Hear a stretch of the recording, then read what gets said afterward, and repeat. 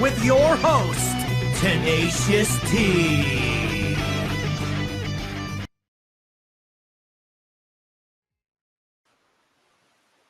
Good morning, good morning, good morning.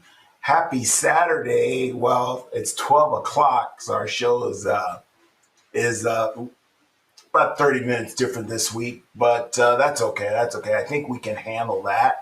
But we are so glad that this day is upon us because we have a really, really, really great guest this week. Her nickname is Tenacious T, but Kimberly, I think it's Tocco Corey. Hopefully I didn't butcher her last name.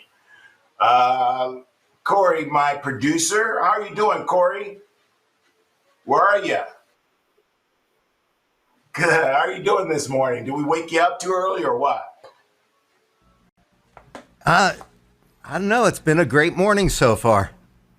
Good, good, good. So how did I pronounce her name right? Is it Tocco or Tocco, I think we'll ask Tocco? him how she likes it pronounced. Tocco. Well, we'll ask her when we have her on. So anyway, so how was your week, Corey? So how you been doing this week? It's been a really good week. I've been getting ready to go on vacation. With COVID, before COVID, I thought we were going to Belize. That got really? canceled real quick. Yeah, I bet you did. I don't think you can get over there right now, right? Or I don't think you can. And even if we could, no? we wouldn't. Oh, okay. Yeah, but where are you going? Where are you headed? What does vacation look like for you? We rented a RV, and we're gonna go Nice. go see parts of Arizona that we probably should have seen 20 years ago, and we'll go I see lived here that. for a while. Yeah, I lived here for a while, Corey, and I just seen. I think I'm a little bit embarrassed, but not much. That I just seen the Grand Canyon about 5 years ago in person. yeah, I actually visited the Grand Canyon again 5 years ago in person. Is that crazy? I think it was beautiful. It was wonderful, but yeah. So we're gonna probably go see Bryce and Lake Powell and nice. Zion and all those places that we definitely should have seen. I used to live in New York, and I don't think I ever saw the Statue of Liberty. Like to go to Liberty Island and really see it. Isn't that weird? Oh my gosh, you lived in New York, you're from that area, and you never went to the Statue of Liberty. To see it. Oh my gosh. You should be ashamed you couldn't of miss yourself, it driving man. up the turnpike, but to actually go and experience it, I just never did. So yeah, well, something to say about that, I guess. Anyway, this week, since we were since our last show, which was 2 weeks ago, I had a birthday on last Saturday, so I'm 1 year older today. I mean, so you're 17. Huh? Yeah. You're 17. Wow. 17. If I could be, I don't know if I could go back. I'm not sure 17 would be the age I would go back, but. Oh, hell no. I wouldn't want to live through that again. What? Hell no. I wouldn't want to live through that again. Yeah. I'm not sure 17 would be the date. I think it would be like my mid-20s, maybe, probably, somewhere around there. But anyway, it's neither here nor there. We're living for the day, right?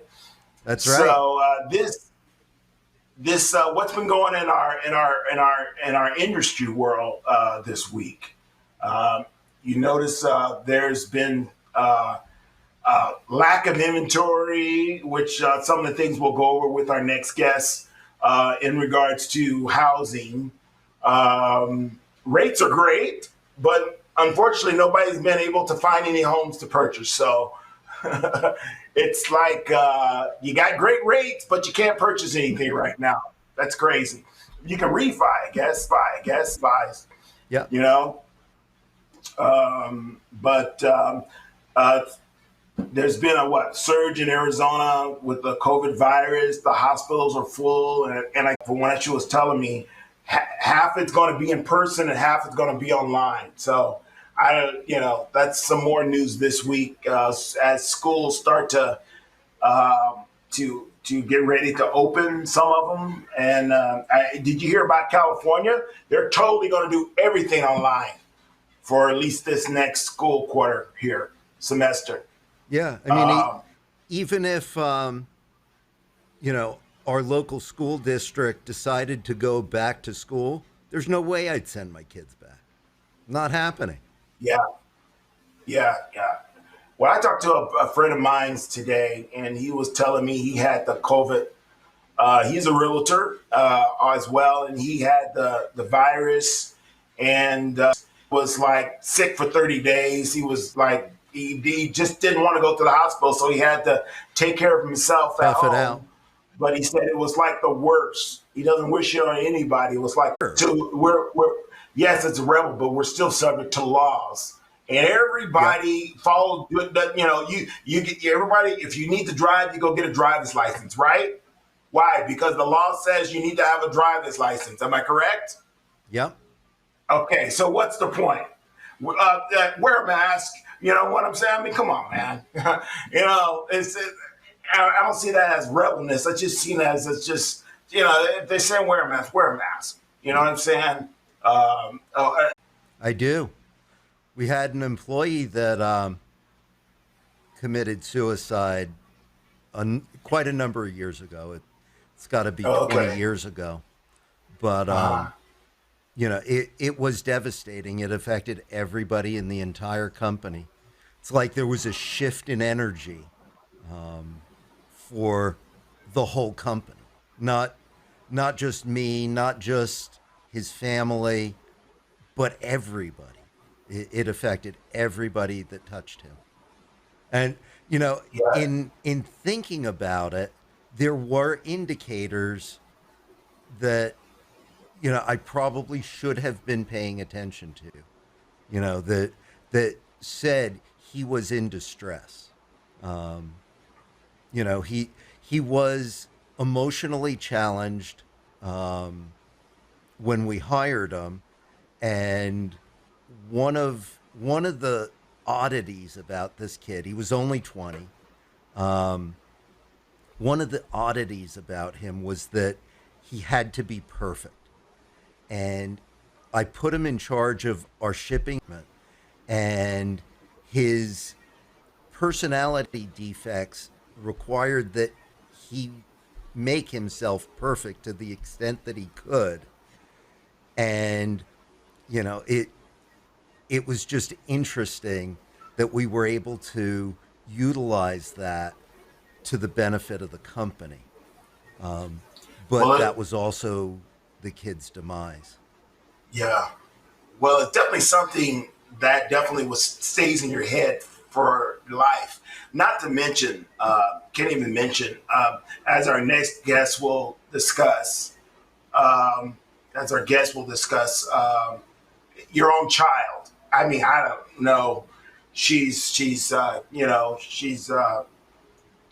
to be an amazing woman to get through this and get through this with an experience where she is positive, and the things that she's doing out there are positive and contributing to not just herself but to others, and inspiring others. And she could have easily crawled up in a corner somewhere, but she used that as fuel to reignite her life and in a way that was, I guess the word that she likes to use is tenacious, right? Tenacious. Should we just bring her in? Yeah, let's start that cue up that one before, just to kind of give people an idea of. I think this is definitely something that has to do with the temperature in the water today. And then we'll bring her right in, and she's a firecracker. She's love her personality and attitude and outlook. You got that queued up, Corey? Let's take a look at this video. Stories. I see our society as part of one huge tree. Doesn't matter what part of the planet you're in. Doesn't matter what skin color you are. Doesn't matter what beliefs or political views you have. We are all together in one space. That is the tree, and we are the leaves on that tree. Kim. Without further ado, Tenacious TV, what's up? How you doing today, Kimberly? How are you feeling?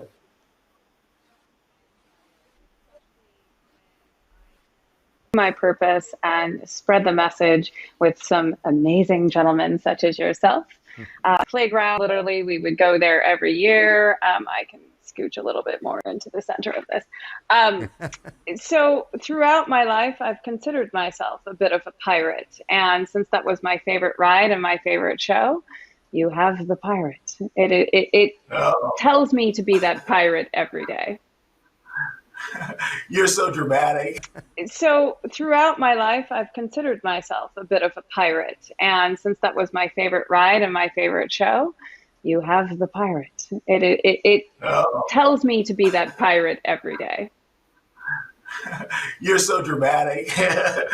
Are you? Well, maybe you were an actress in in one of your lives or something. I don't know. You're very. I actually. Back in the day, I did tinker with it. I'd already had my 2 young boys. So I've been in Taco Bell commercials, Lexus commercials, MTV. My face was on the fish aisle at PetSmart for a few years. Wow. Oh, really? Yeah. So let's welcome our audience, and we would like to have Kimberly just tell us start off with a little bit about herself and where she's from, and give us a summary on how she just a little bit about herself, so everybody kind of get to know her a little bit. Kimberly? Yes. You have the so floor. I am an author, producer, director, writer. I have my own podcast. I am a host. I'm a real estate agent, and I'm a suicide eradicator. My husband is a captain in the Scottsdale Fire Department. He's been on for 22 years, and I have 4 sons. One just lives in heaven. My twins are 13 years old, and my oldest is 24. And I've been in the Valley for 38 years. Oh, wow. Are you sure you don't have Jamaican in you? Because it sounds like you got 15 jobs. This is the funny part. I am 100% Celtic. I am cool. A fiery Irish, Scottish, English, British girl. Well, wow, you are tenacious as your name shows. Now, tell us a little bit about. You said you're a talk show. You have a talk show. When do your talk shows on? Yes, I went old school on this when I decided to get into the podcast world, and it just kind of hit me April of last year. I wanted to do something different. I didn't want just, a podcast. I wanted a show. I wanted Johnny Carson meets Wayne's World meets I love the 80s, thus the shirt and all of this. And I wanted it to be a platform that I could not only have as a podcast on iTunes and all the usual places, but make productions out of it, videos, YouTube, Facebook, Instagram. And through my years in real estate and trying to pay attention, I won't drink water, I won't eat food. I can be there for 9 hours and my husband will be like, hello, can you get up? I love the process of telling a story. It's in my DNA. Yeah, I think people don't understand that. I remember when I was younger and I was in a recording studio, I would be in there for about literally a day, and Yeah. and into the next day, and I thought it was only like 5 hours or 2 hours. Yes. It's just literally Yes. you get lost into that creativity of that, and you Yeah. totally lose all sense of time. So I do Yeah. understand that. Um, so, Now in well, between, oh, sorry. no, go ahead. Go ahead. Go ahead. So in between that though, Interesting and yes. something that people need to know, because especially in this Yeah. time, there's a lot of with suicide up Mhm. on the uptick due to whatever type of depression or people feeling right now, hope, no hope, and just all kinds of things that's going across the world. So let's get into Yes. that. So a lot of people talk about signs, like Corey, you had just said that, there were obvious signs. And with my son, there wasn't. So I will take you back to March of 2011. March of 2011, we had gone through short sales. We were in a rental onto, and we really feel that this is something Jason was feeling. That even though he obviously was having these thoughts, he didn't think that he could come to us and we would take it seriously. Because if you think about it, we're in a rental. Things are getting better. We were planning a trip to Hawaii. He had just hit a no-hitter on Sunday. But if he would have come up to me and said, Mom, I'm not feeling right. I feel like I don't want to be here anymore. I probably would have looked at him and said, your older brother is bipolar. He's on medication. Your younger brother is autistic, and we don't even know if he'll be able to speak or get out of diapers. And you're complaining because you're a straight A student who's 6'1" and a handsome guy and can throw a no-hitter. We probably would have blown him off.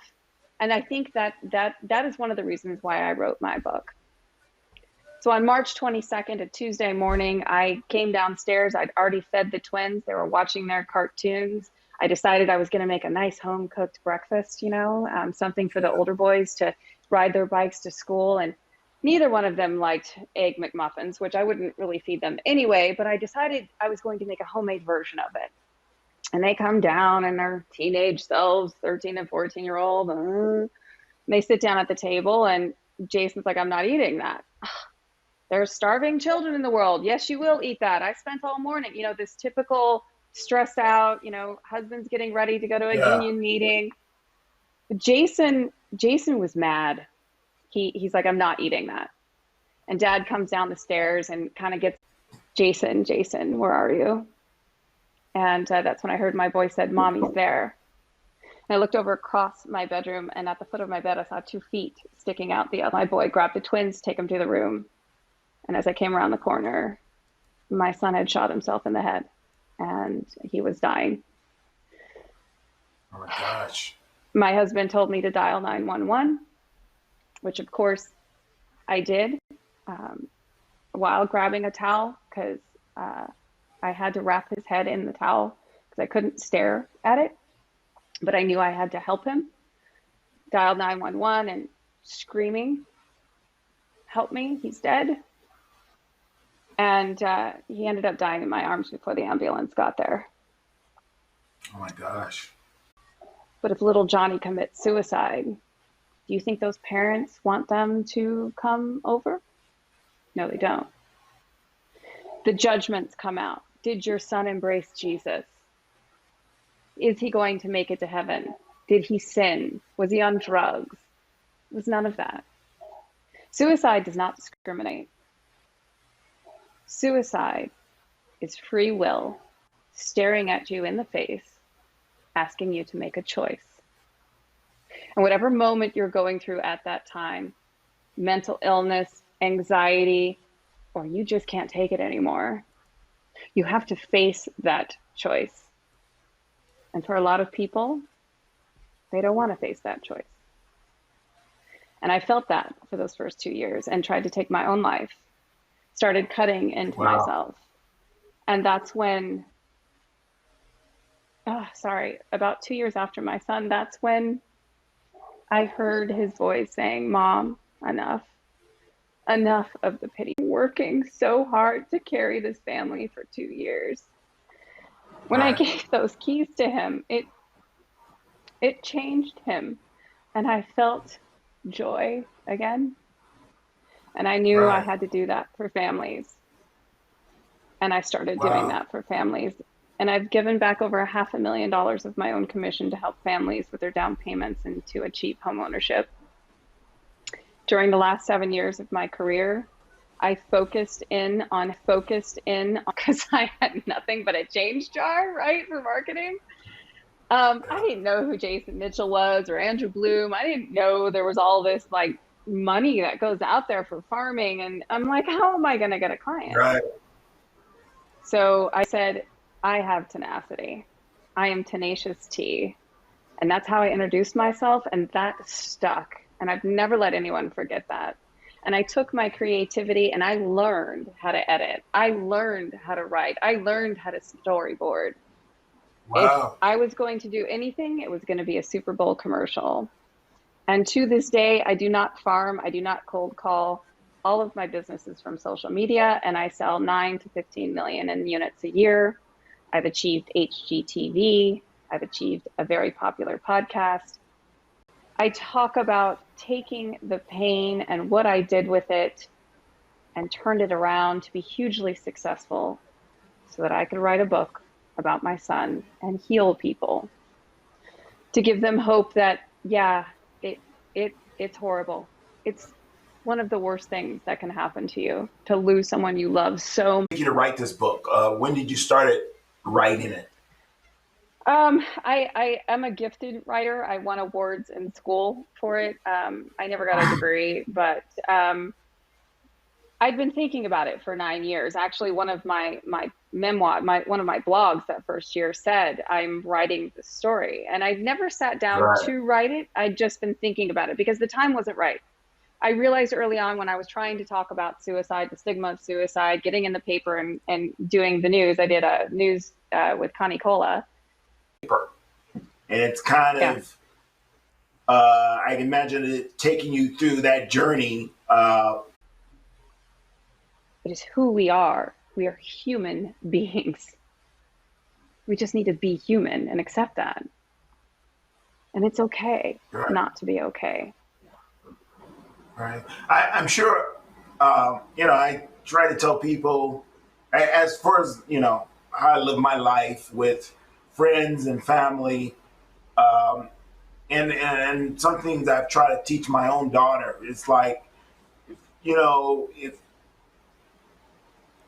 when she's upset with her dad, it's like trying to make sure I clear the air before before the end of the day with and I'm sure a lot of the words I tell people it's like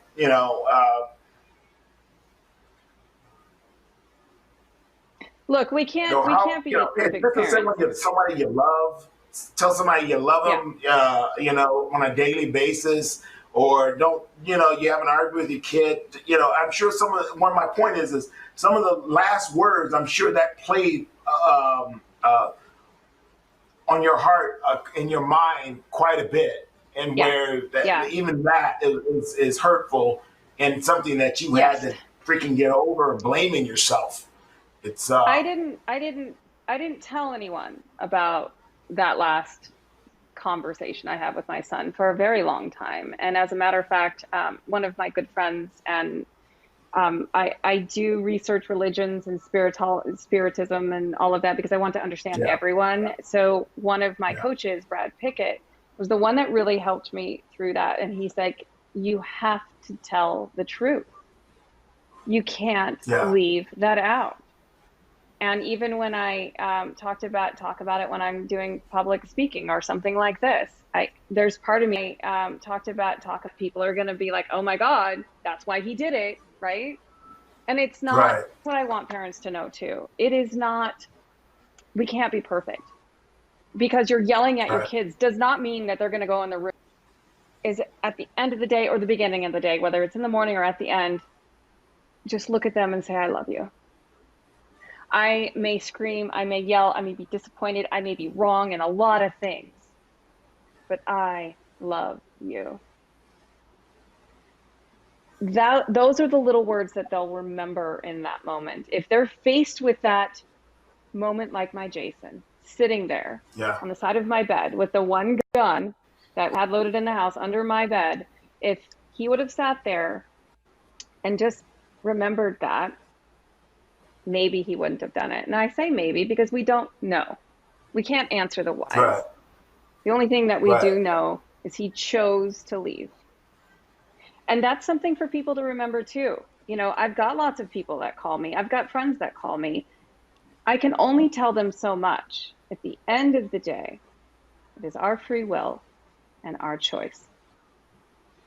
Right. People check out. They check out. They kind of come to a point where it's not worth it for them to continue. Well, you know, I'm going to stop you right there. It's not that it's not worth it. At that moment, because I've been there, at that moment, it's too painful to think about going another. It's just in that moment, there's a 20-something-year-old with brochures on suicide, and I haven't even absorbed the fact that it really was suicide. I'm thinking, oh, it was an accident, whatever. So counseling was not for me. It wasn't. And so groups with moms, and that just wasn't for me. I kept thinking, even though these parents have been through the same thing, I wasn't really ready to accept that they knew what it felt like, because I feel so much worse. There's so many things that you go through. What I can tell you is I was very, very lucky to be surrounded by Jason's friends, and being able to surround myself with his friends and his memories and be able to giggle with them was important for me. Right. The other thing was that, and I'm fortunate enough to have a spouse that he supported me this whole time. I had him to lean on. He never, ever left my side. Still hasn't left my side. And they're relying on me to teach them things. But I can't say that I've stopped yelling. I still have my breaking points too. Right. But what it has done is well, let's take, there's 6 people in a room. And each of those people have a different issue they're dealing with on that day, emotionally, career-wise, what have you. Same thing with a family dynamic. There's always one that's more emotional than the other on that particular day. And I learned to recognize when I was so emotional and taking it out on, say, my husband, he would absorb that because he knew I had to let it out some way. And then when I'd come down from that, oh my God, look what I just said, or, you know, why did I behave that way yesterday? And I would take the time to realize that I'm in the better place today. Maybe the 4th person in the room needs to express what they're going through. You have to realize when you're in a moment where you can absorb someone or listen to someone, that is the benefit. So for the years and years, that's what we did. My twins, being 3, the youngest one at the time having autism, really didn't comprehend it for a while. But the other boy, he actually had gotten away from his older brother and had crawled up on the bed, so he saw. If we do. Or maybe not. And I know we have some you guys came through as Kim's a family. property. Well, this is her listing, but yeah, this Oh, is that's not a my picture listing, of Jason. yes. This is not a picture of Jason. Great listing, though. We're going to talk. He had 1 shot left, 2 out, bases loaded. They were going to lose the game. Talk about the stress. And that is life. Life is 2 out, bases loaded. You got 1 pitch left. Focus and hit that ball and hit it hard. And 2020 is still my home run because of that letter. Wow. And what is the ages of your sons today? Your other 3 boys. My oldest is 24. I'm trying to get him to get his real estate license. Wow, That's the 24? challenge. You got a 24-year-old? Yes, 24. Oh, wow. 24. And then my twins are 13. They just turned 13 in June. So an emotional year for me because, you know, they're 13, but a very magical year too. There's so many, flip sides to the coin every time you look at it. And that's what we have to remember too, is with every horrible, horrible, horrible tragedy, there's a flip side. Some greatest movements, philanthropic movements and aids to the world have been born from its deepest sorrows. Yeah. My brother who's passed away, but he was a firefighter. He was one of those that went all across the world and traveled and if there was the fire, the I don't know, I forgot what they call them, but he goes to all the the fires when it's out in the forests and stuff like that. Investigator. He's a fire investigator. Yeah, well, no, he went and fought. He used to fight them. And especially he lived in California, so he would go to the big ones, because California's always having those fires issues up there. And we just had a big one just a week ago, 2 weeks ago that they just got control of, huh? Yeah, because me and my daughter, we went to Prescott, and we seen all this, a lot of fire damage, in regards to out that way. So it was that's a challenging job in itself. Yes. But and so where is your? I see your book. People can get your book on the Amazon. When I was searching for a real estate agent to help me, I came across something called Heroes Home Advantage, and I saw that agents, and there was only 2 out here at the time, who are part of Heroes Home Advantage, give up to 25% of their commission back towards closing costs. So it's a rebate. And then I do have a 501c3 that I've started called Tenacious Angels, that if, let's say I have a client that doesn't qualify in that group, but they would like to give back 10% of my commission, or let's say they do have that qualification in the group, say it's a doctor and he doesn't need that 25% back, we will give that to Tenacious Angels, and Tenacious Angels is to go towards retrofitting houses for VAs. Wow. Okay. And what's the name of your real estate? Who are you as far as? I am with, we're all searching for right now. Yeah. You have to remember that all of the big teams are calling the 11 canceled, because there's only like 5 to 6 canceled listings a day. They've got hundreds of people calling them, hundreds of people. And sure, a voice or something you say may work, but you've got to do something different. Right now I'm sending like a video or a message on Facebook messaging. That has a 97 and something percentage rate of being opened up. Videos are key. We know this, right? I think if you portray yourself to who you are and what your talents are, people are going to see that. And that's why I'm so big on video. And that's why I'm so big on the podcast and expressing exactly who I am. Because I'm not a match for everyone, but I am a match for those people that see the value in what I do. Right. You're not a match for everyone, but you're a match for someone. So that's the seller point of view. What about the buyer kind of side of this? Give us a little insight on that. So I have an equal amount of, I could have 5 buyers in a row, and then I could have 5 sellers in a row. It's strange how that works when you're both a buyer and a seller agent, because I'm very good at both of them. And I can't say that I prefer one to the other, but what a buyer does know about me is I'm going to fight for that house like nobody's business. I'm going to fight for it like I did the first house that I bought for my husband to change his life. Because that's what I think a lot of agents forget, is this is not a transaction. This is a life event for them. What's unique about this property, it's one of the few that actually has a legitimate horse setup.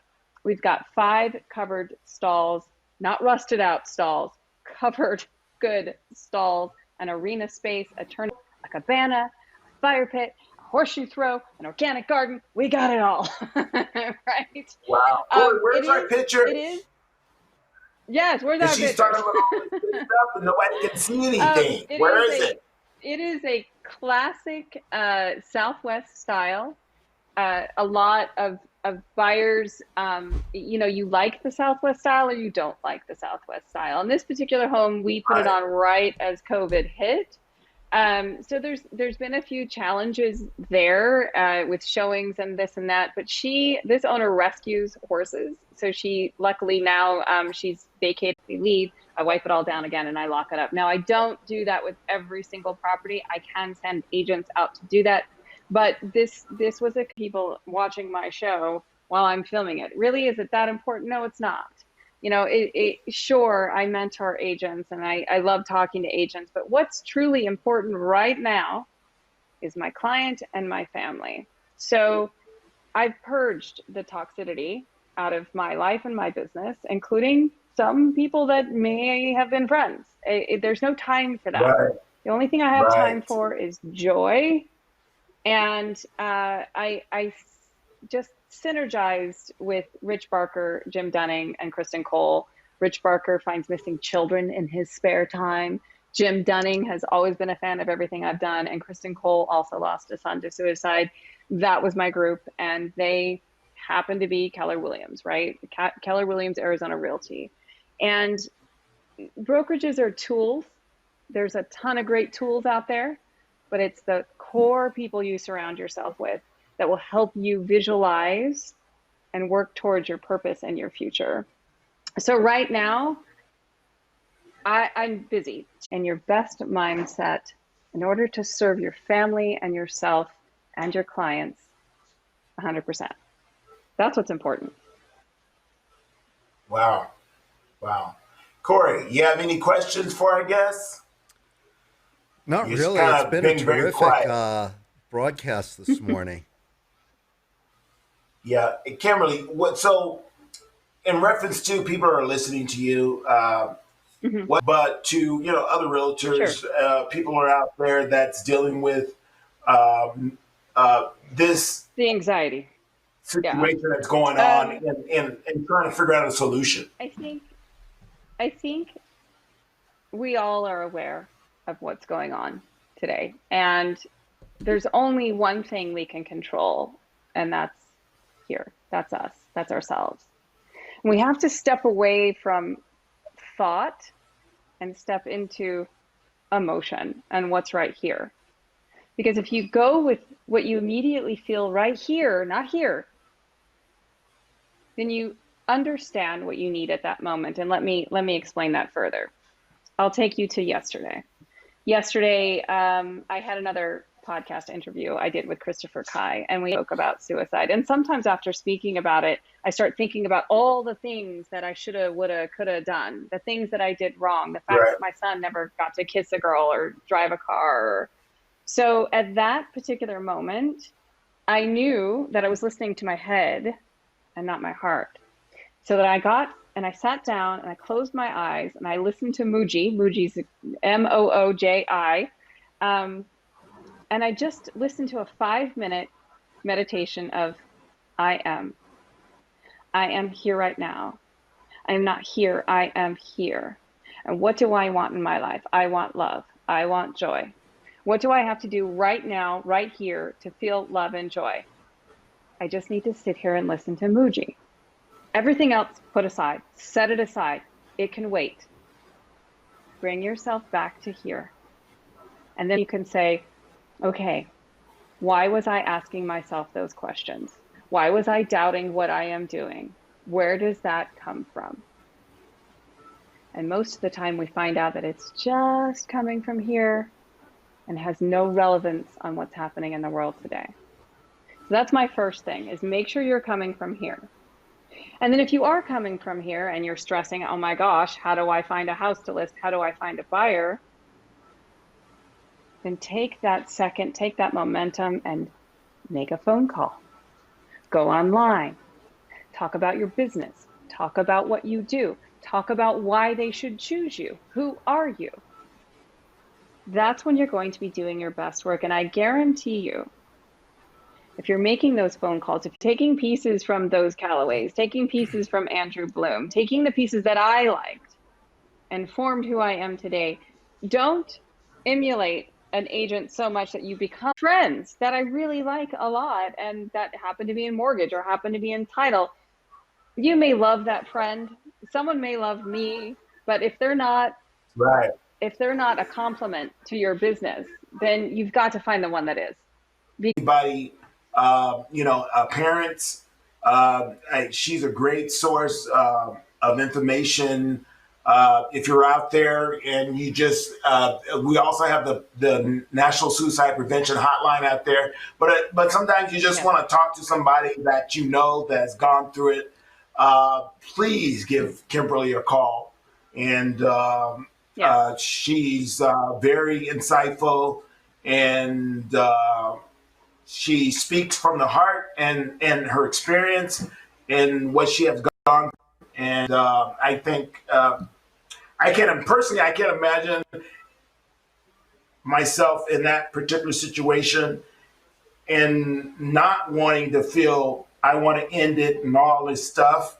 And I just don't even comprehend it. But these are real problems and real situations that's happening every day. And I and will here's tell you, going through that.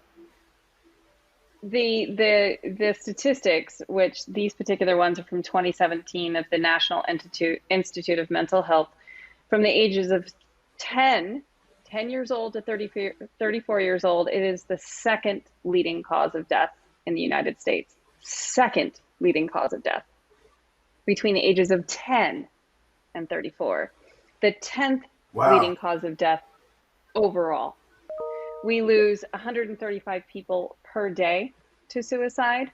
And of those, this is a really shocking statistic, 70% are white males.